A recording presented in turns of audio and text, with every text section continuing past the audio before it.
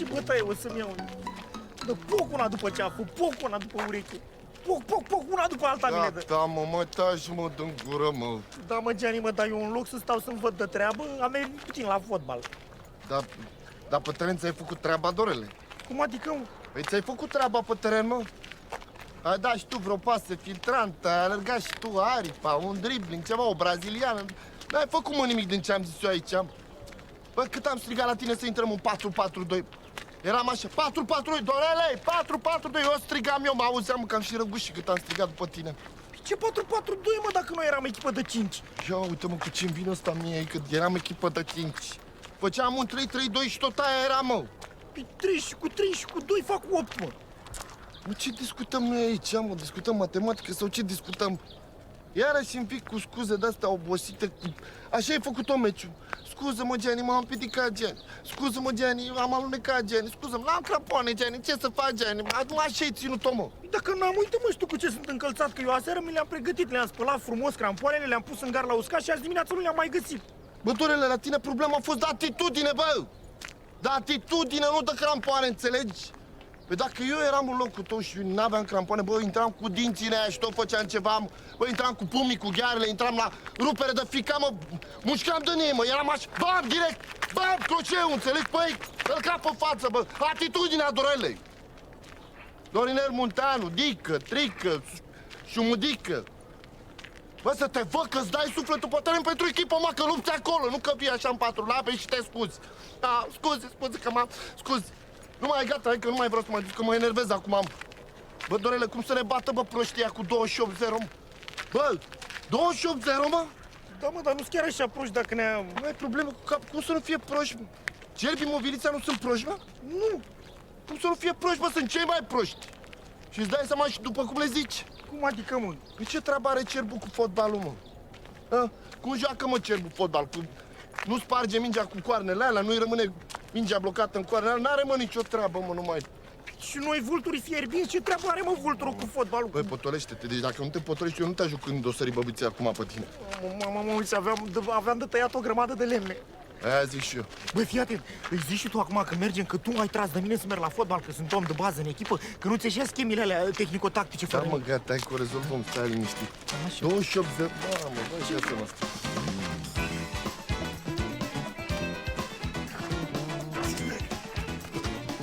Să închizi ușile, să nu intre cățelul la cârnat.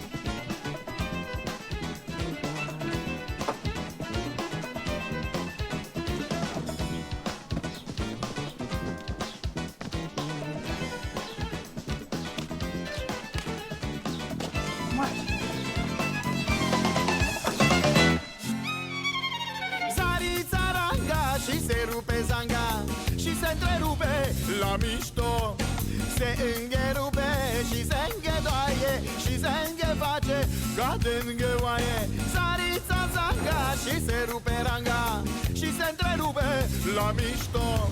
Se întrerupe și se înghedoaie și se îngheface ca de îngheoaie.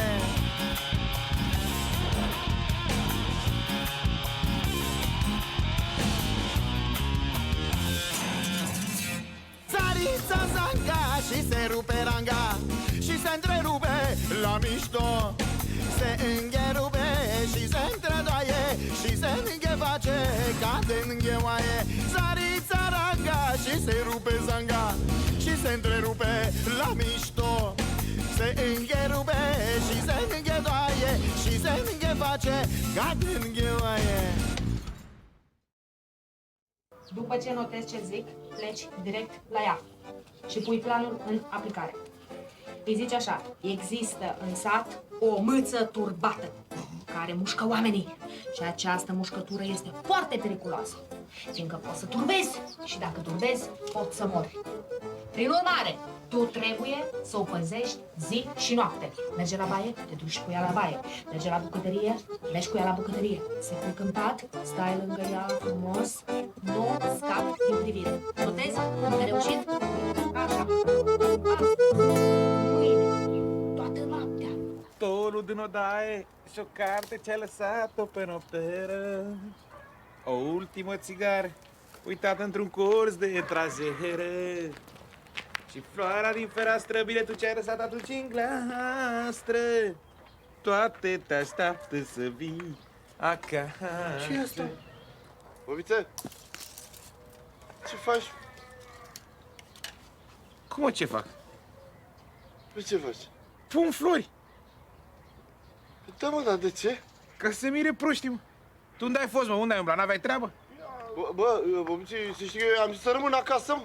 Eu am să rămân acasă să termine treaba cu buștenii, dar el a vrut să vină la fotbal, că vreau să vin la fotbal, că eu am zis, mă, mai mult, n-am avut ce să fac, înțelegi? Mă, nu m-ai luat-o cu tine, mă, nu mi-ai zis, Nu, hai. mă, cântăm unde, mă? Bă, Bobiță, fii atent că e invers, deci eu stăteam să fac treaba și el a venit și mi-a zis și haide, mă, cu mine la fotbal, că nu e echipa completă, că tu ești om de bază, m-a luat cu vrăjeală, știi?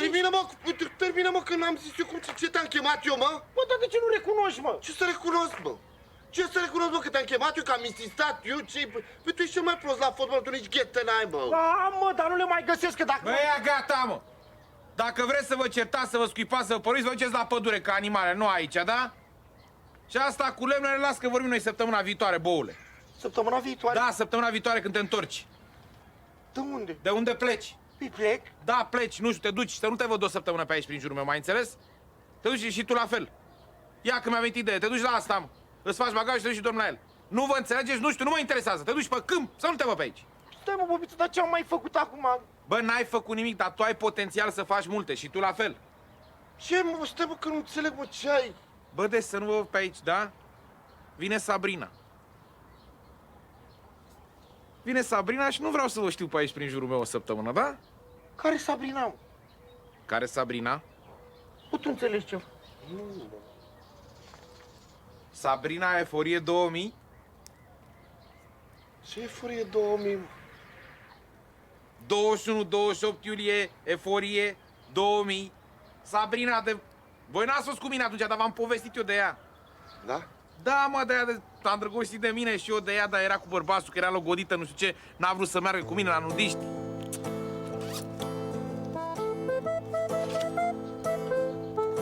Sabrina?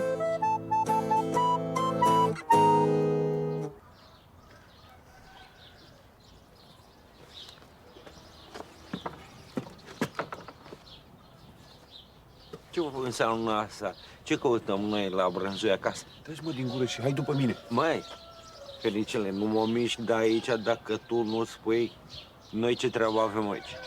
Haide, mă, să-ți arăt ceva. Ce? Ce și-a luat ăsta? Ce și-a luat? Cârnați de zalou.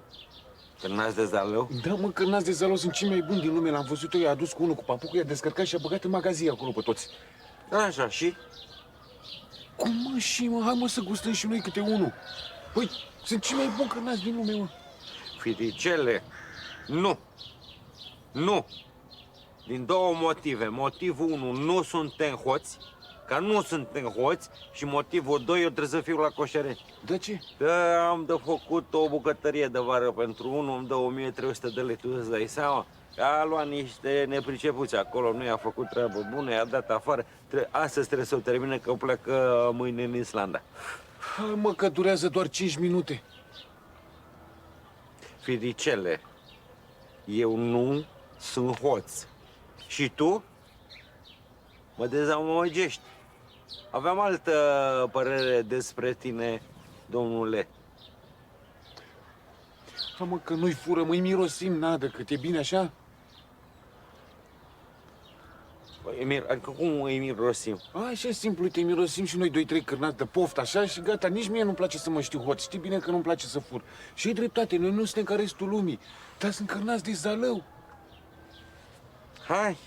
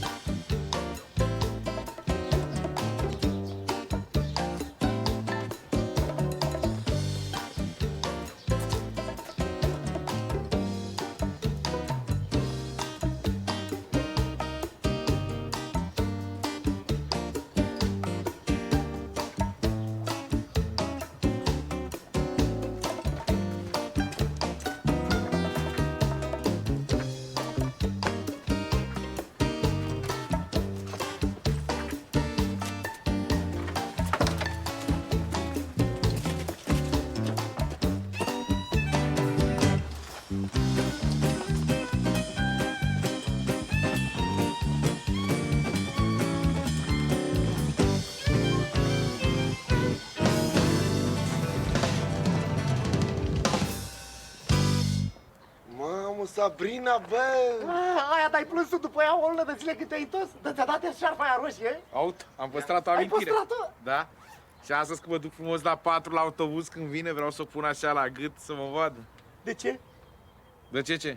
De ce o pui la gât? Ca să nu răcesc, mă, că după aia mă apuc de injecții și de alea. De, să strică vremea, a? Da, se strică vremea. Când? Azi, mă, la 4, n-auzi, începe să ningă. Îngheață tot, o să se înghețe, știe, mă, măliga aia doar în loc de creier, prostul, dracu care ești. Cum să mă întreb, mă, boule, de ce mi-am pus eșarfa la gât dacă am pus-o de frig? Am pus-o să vadă fata că am păstrat-o și că amintirea ei la mine a rămas perversă în cap cum ar veni. Și ea s-a gândit și ea la mine, că îți dai seama că dacă mi-a păstrat numărul până acum și m-a sunat ea... Ce, ea te-a sunat, mă? Da, alo, Bobiță, că ce faci, că mi-e dor de tine, că aș vrea să trec și eu pe la tine. Vino, mă, fata mea, a zis. Mamă. Da, deci fii atent, o săptămână nu vreau să știu nimic decât Bobiță, Sabrina și Flori. Păi, stai, mă. Păi, niciun păi. Da. Niciun da, mă, n-auzi. Bă, Bobiță, stai, mă, lasă-ne și pe noi măcar să stăm așa, pe lângă ea. Pe lângă cine, pe lângă Sabrina? Da, Dar ce să stai tu pe lângă Sabrina? că așa, să stăm și noi pe lângă ea, na. Da, mă, că poate avem și noi vreo șansă, mai știi? Mie așa mi se pare corect. Bă, să vă intre bine în cap, Sabrina e numai a mea și numai a mea. Da, mă, că hotărăști tu acum. Bă, femeia și alege ea cu cine vrea să fie, da? Marși în casă și fă-ți bagajele și să nu te mai văd aici. Și vezi că ți-a lăsat poșta un bilet pe lemne acolo.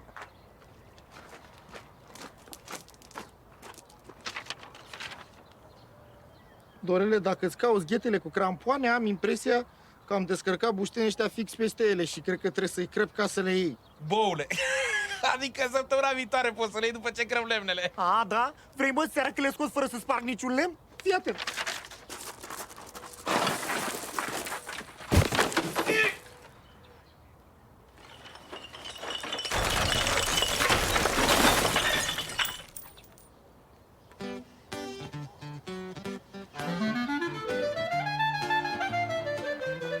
Mamă!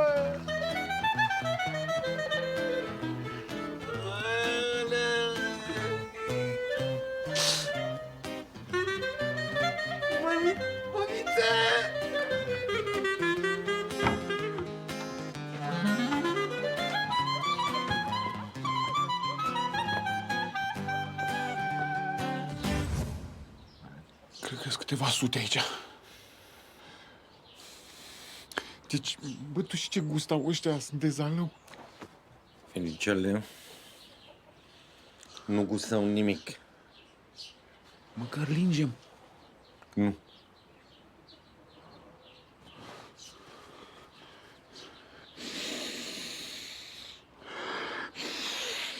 Firicele, nu linge. Mă. Nu te credeam în stare de așa ceva, Fericele. Ai intrat la om aici, ai la cârnații lui, ai mirosit, i-ai lins, dar acum gata. Mergem acasă.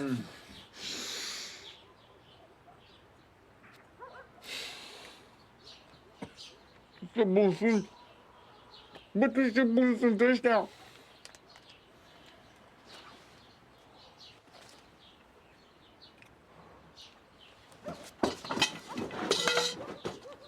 Care ești acolo, mă?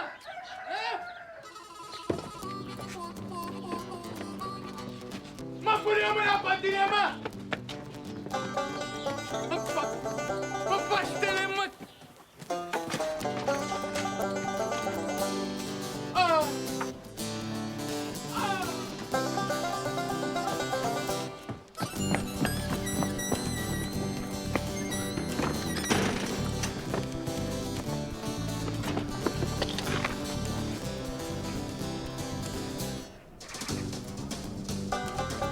Nu fi văzut, mă? Că dacă ne vedea, ne striga pe nume. A fost pe unchi de cuțit.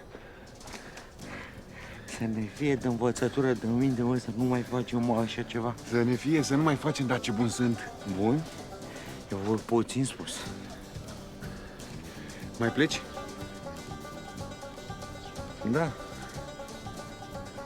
Păi hai, te duc până în stație. Dacă ne altceva mai e bun de făcut, rău. Hai, noroc. Oh. Unde se duce ăsta cu funia aia? Să fure un bou. De unde știi, mă, cum ți-ai dat seama? Că eu pot să mă uit la el 3 zile și nu-mi dau seama. Eu am văzut aseară la OAE, stătea de vorbă cu unul ăla care vrea să cumpere un bou, că avea 9 milioane. Și Ardiles a zis că îi duce el unul. Așa și? Păi da, Ardiles n-are bou. Băi, ești nebun? Băi, ești prost.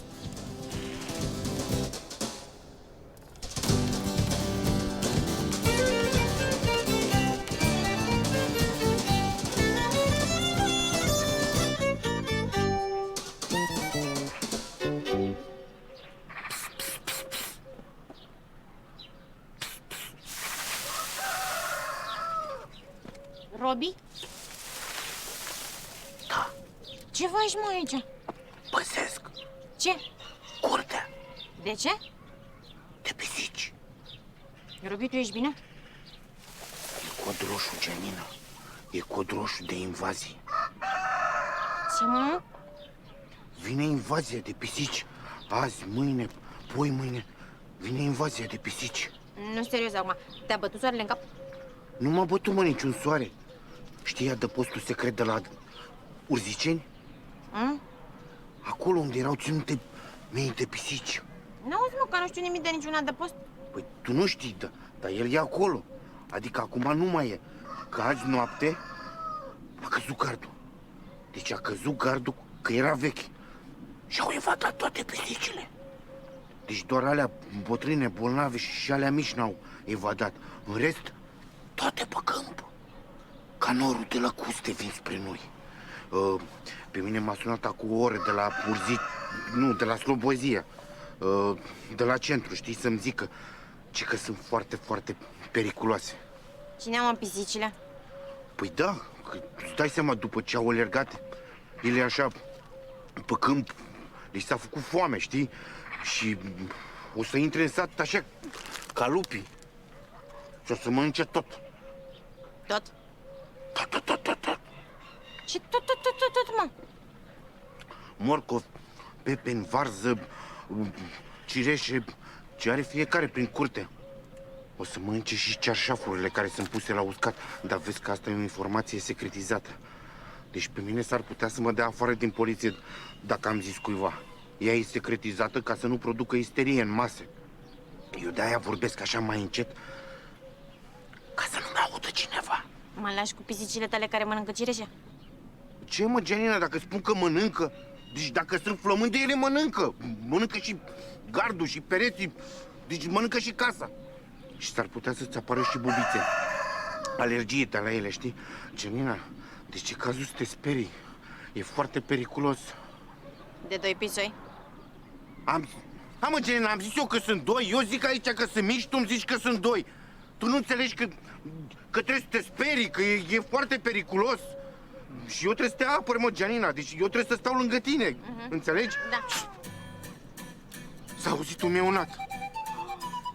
Hai, mă, lasă-mă. Băi, Gianina, mă, dacă zic că mănâncă, mă, deci s-ar putea să te mănânce și pe tine. Deci, iartă-mă, Bobiță, că a fost, chiar a fost un accident, adică n-a fost ceva intenționat, știi? Adică nu e ca și cum am dat cu tractorul peste tine, știi? Adică, e important că ești viu, mă. Deci ești viu, ești întreg, ești bine. Vânătaia aia se duce imediat, adică în 2 zile nici nu mai e, zgârietura după nas e... Și cucuiul s-a și tras deja, că e mic. Și restul?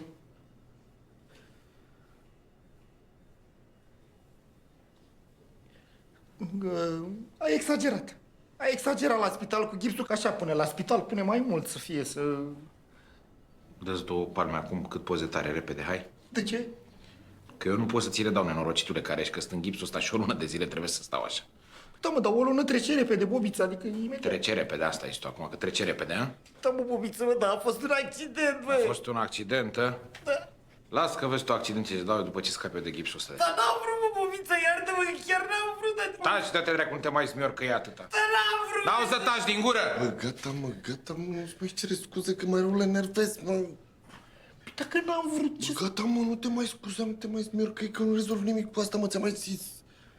Recunoaște că ai comis-o și încearcă și tu să-l îmbunăți cumva fără să simtă bine, știi ce zic? Păi și ce să-i fac, mă? Nu știu, mă, dă și tu un suc cu apă, o biscuită, o ceva, nu stai așa ca prostul. Vrei un suc, Bubiță? Da, mă, vreau un suc, ți-l bag ție în fund acum, aia vreau un suc. Gianni, mai e, mă, cafea? E făcut. Taci, mă, tu din gură, că nu te-am întrebat pe tine, am întrebat pe Gianni. Gianni, mai e, mă, cafea?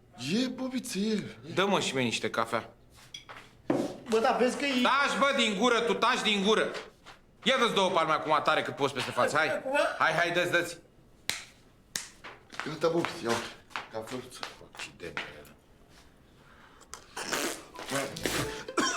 Am zis, asta am vrut să vă zic, că e bricul doar ce n-a făcut foc. Bă, Mici, Mamă, gata, mă. N-am știut, bă. N-am știut. Mamă, mi-ai luat pira după limbă, bă. Mai am piele pe limbă? Hai, mă, e gata, e bine. Mai e? E bine, mă, ia acolo, mă. Ia acolo. Câte ceas? 1. Unu, dă-te. Am plecat că vine microbuzul la 4. Dă-te la o parte, că mă duc să mă aștept pe Sabrina, dă-te. Unde să te duci în halul ăsta, mă, Dă-te, ce? mă, la o parte, n-auzi? Ai, dracu să fiți, băi, mamă, când nu-i scăpat de gipsul ăsta, să vezi bătaie, ce vă dau. Dă-te, mă. La cât e autobuzul ăsta, mă? Dă-te, mă, n-auzi?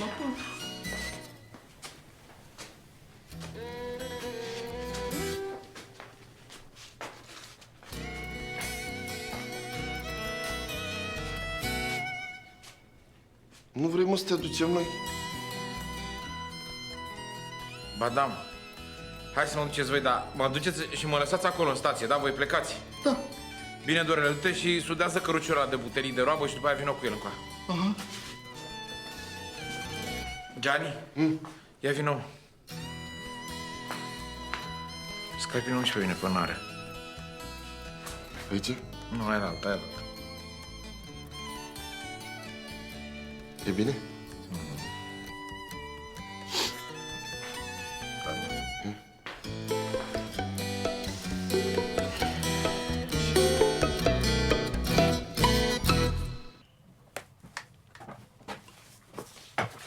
Dalida, dă banii. De ce? Că nu m-ai ajutat cu nimica, nu m-a crezut. Nu m-a crezut, mă, ce te uiți așa la mine? De ce nu te-a crezut? Păi i-a zis că e o glumă, a început să râdă, așa că dă banii înapoi. Dacă n-ai fost tu convingător, asta e strict problema ta, Robi. Ba nu e adevărat, că eu am fost foarte convingător și problema n-a fost la mine. Da, unde? Problema a fost la planul ăsta al tău, că a fost prost. Ba, nu a fost prost. Ba da, Dalida, ia gândește-te. Umblă o mâță turbată prin sat, sare la oameni să-i muște, miau. Vrei să stau la tine de pază? Mă, Dalida, că e un plan prost, e fâs. Ba, nu e deloc un fâs. Dalida, cine se sperie de o mâță turbată? Eu. Păi, și în afară de tine, îți spun eu, nimeni. E un plan prost, da? Și oricât am încercat eu să-l mai dreg, că am mai băgat de la mine, am mai inventat, dar tot degeaba. Ce ai inventat? Păi am mai pus de la mine, ca să pare așa mai de groază. Adică? Păi, adică nu i-am zis că e o mâță. I-am zis că sunt câteva mii. Că nu e turbată, că-s flămânde. Că au evadat de la adăpostul de la Urziceni, că e cod roșu, că e invazie, că vin pe câmp, așa, că oricum aș da, nu e bine. Și e vina ta. Poftim? Dalida, dă banii. Nu stau. Dalida, nu m-ai ajutat cu nimic. Deci cum nu m-ai ajutat nici data trecută când m-ai pus să tai cablul ăla și m-am electrocutat. Păi da, fiindcă tu atunci ai tăiat ce nu trebuia, de aia te-ai electrocutat. Ba, nu e adevărat. Și el a fost un plan prost. Și tot de tine era. Adică, gata, Dalida, atunci te-am dat banii, acum nu mai merge, da? Sunt banii mei, sunt munciți de mine și am încheiat orice colaborare. Tu poți să închei ce vrei tu. De la mine nu vezi niciun ban. Dalida, dă banii. Ai termenul, mă, fii atent la mine, nu vezi niciun ban. Bă, Dalida, dă banii că fac scandal. Gata, nu mai țipa. Bună ziua, domn primar. Ce faceți, mă, golonașilor? Nu, stați cu minți. N-am întrebări. Am auzit tot, am înțeles tot. Deci cu asta vă ocupați, a? Și acum le mai simt gustul. Și eu. Cimbru, usturoi și oaie. Ceapă. paprika și porc. Ceapă, paprika și porc? Să știi că ai dreptate. Și un pic de fum de brad. Acum simt și eu, să știi. Cârnați de zalo, mă, cei mai buni din lume. Dacă nu venea ăla, îi mâncam pe toți. Nu te contrazic. N-a fost. Îți dai seama ce făceam, nu era bine. Bine, nici ce am făcut noi n-a fost bine, da. N-a fost. N-a fost. Uite, mă și gândesc, ia uite și tu, ce am ajuns să fac. Bă, să știi că nici eu nu mă așteptam. Auzi, scuze-mă că te întreb, dar tu ai remușcări? Nu, tu? Nici. Bum, așteptam să mă copleșească așa un sentiment de vinovăție, de nimic. Nimic?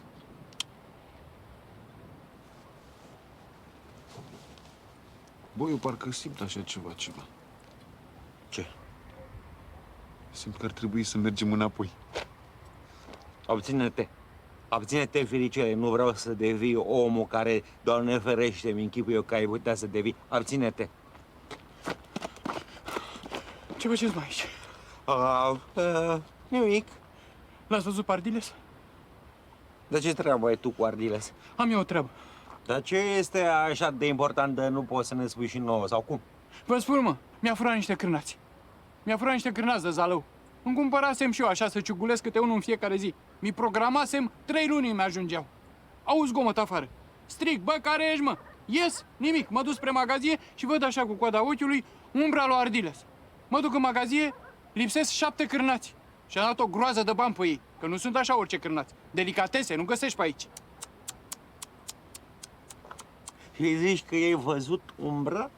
Cum vă văd eu pe voi aici, așa am văzut umbra lui. Umbra lui Ardiles. Da, mă, umbra lui Ardiles. Da, ai văzut ceva, vreo mână, picior, fir de nas, de păr, de ceva? Numai umbra.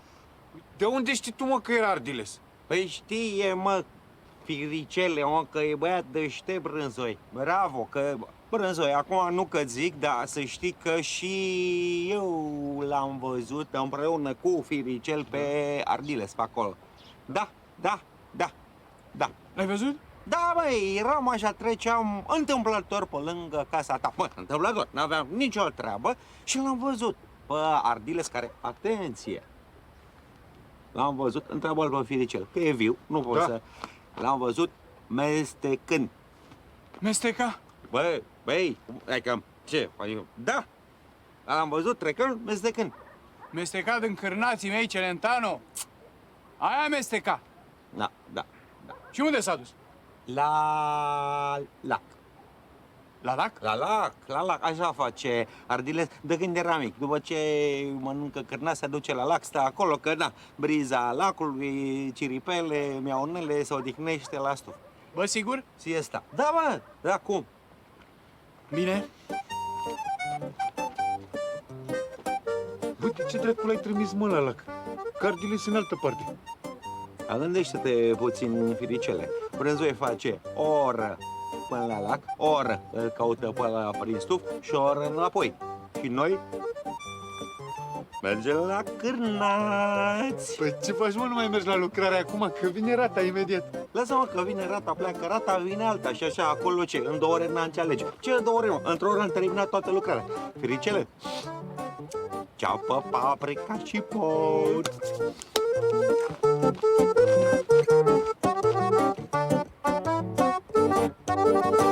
Păi cu asta vă ocupați voi, mă? În loc să aveți grijă de comunitatea asta care vă plătește salariile, voi cu ce vă ocupați? Cu gogoși? Doamna Dalida le dă pe bani lui domnul Robi și domnul Robi ce face? Le spune domnișoarei Gianina că poate odată și odată l-o chema și pe el, domnișoara, la el acasă. Este? Și nu de drag, asta e exclus, nu. Dar măcar așa de nevoie, ha? Sau măcar de frică, nu-i așa? Bravo, mă, bravo.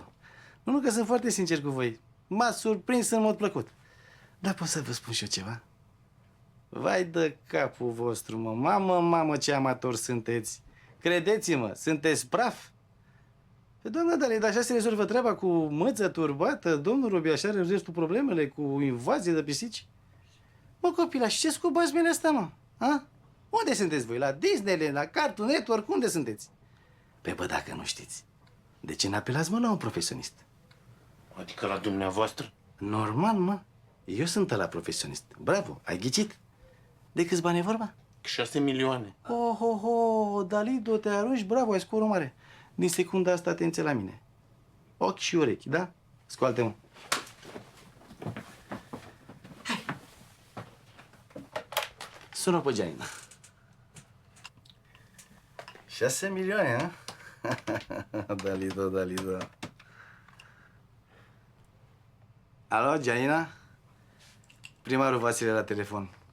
Băi, îmi pare rău că trebuie să spun, dar tocmai te-am amendat cu 88 de milioane de lei pentru complicitate la scurgeri de informații secrete de stat.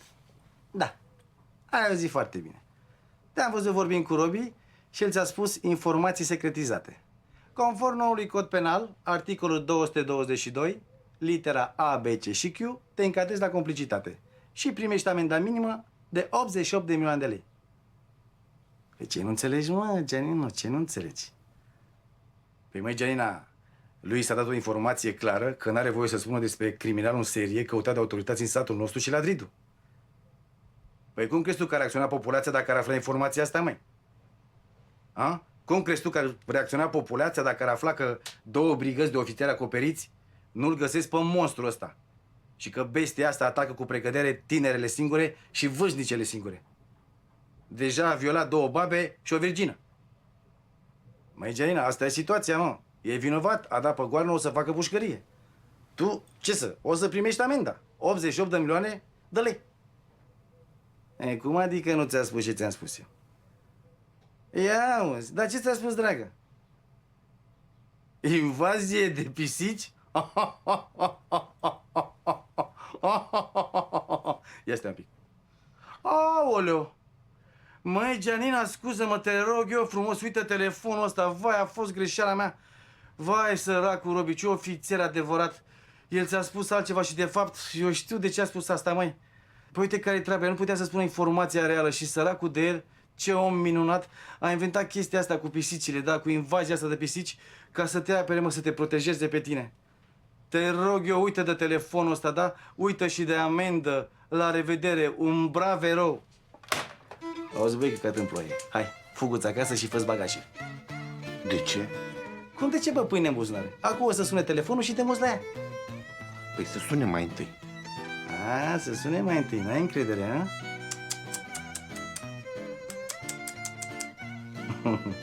Hai, de ce stai? Scoate aia 6 milioane că să ai mei. Hai, mă, mai repede, că acum sună telefonul. Uite-mă la ea. Hai. Ia să vedem. 1, 2, 3, 4, 5, 6. Perfect.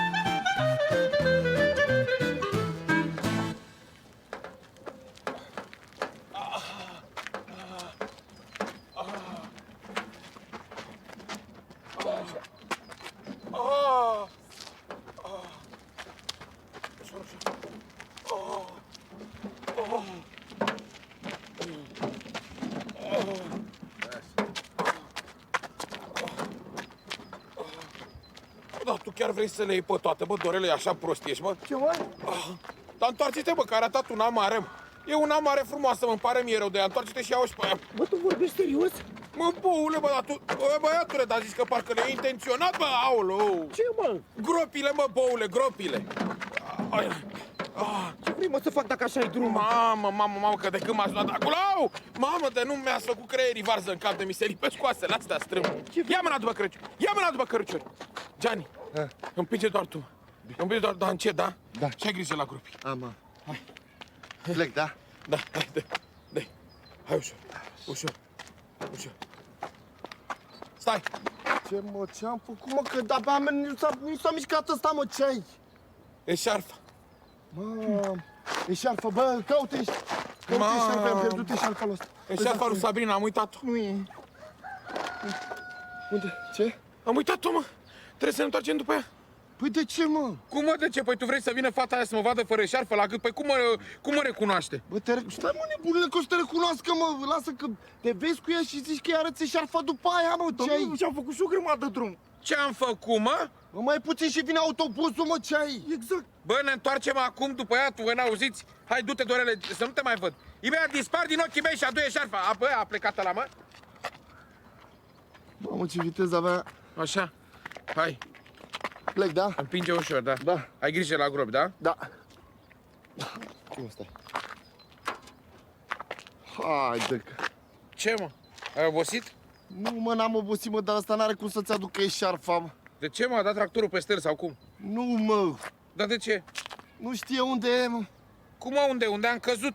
Nu e, mă, unde ai căzut, mă, că am luat-o eu și am pus-o acolo frumos într-o setară ca să nu se piardă, înțelegi? Mamă, mai nenorocit, du-te repede după ăla și spune Da, unde este uite. eșarfa ca să o ia de acolo. Că vine femeia aia și mă vede fără eșarfă. Și du-mă și pe mine, uite, acolo la umbră, sub corcodușul ăla. Nu mă lăsa în soare, pune-mă acolo lângă caisul ăla, uite. Lângă cais acolo pune-mă, că acolo e mai mare umbră. Hai. Gianni. Gianni. Gianni!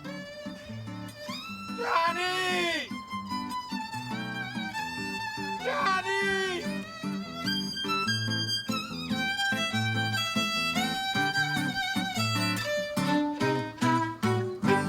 Lasă muștarul aici, că noi nu suntem hoți.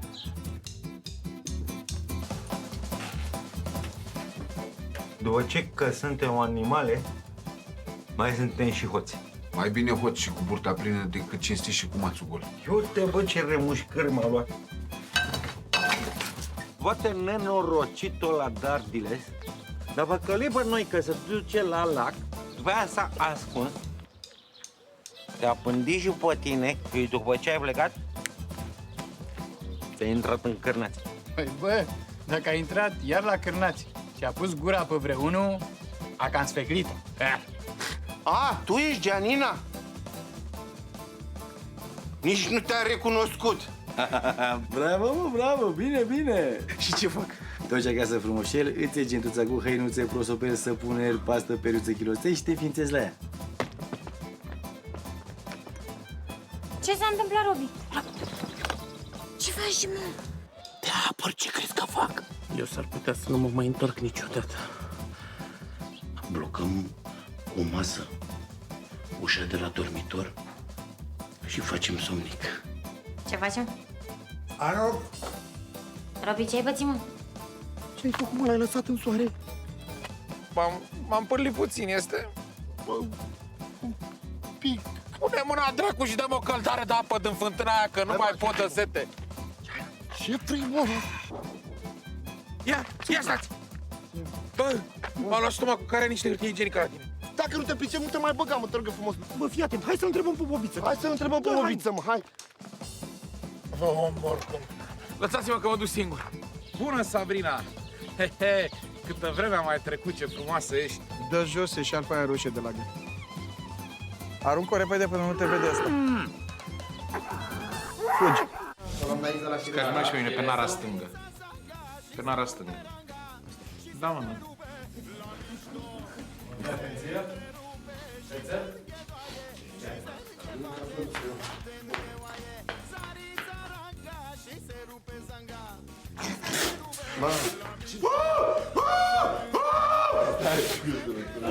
Băi, nu mă, băi! Iartă-mă, să mor eu, dar nu pot. Hai de la început, de la început. Atenție și acțiune. 3, 2, 1.